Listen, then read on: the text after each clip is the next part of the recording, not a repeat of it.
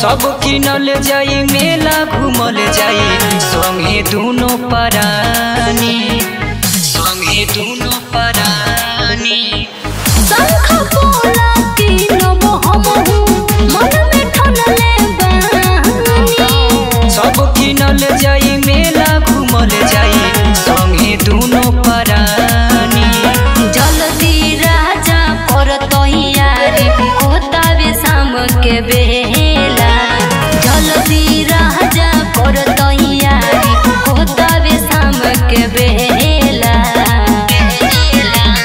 चलो ये धनी तोहर के देखा दी देवघर के मेला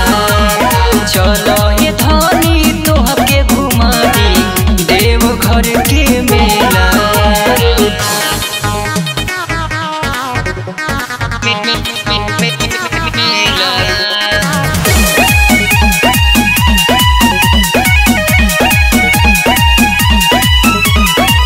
भोला जी से मांगब मंगनवा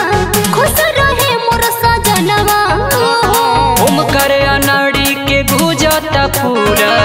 देवघर में भजनवा हो देवघर में भजनवा हो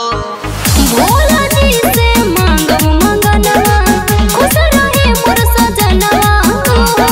ओमकार अनाड़ी के गुजता पूरा देवघर में भजनवा हो ढोल सवरिया देवघर के रहिया छोड़ सब झमेला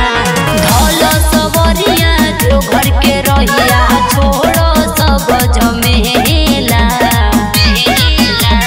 चलो ये धनी तोहर के देखा दी देवघर के मेला चलो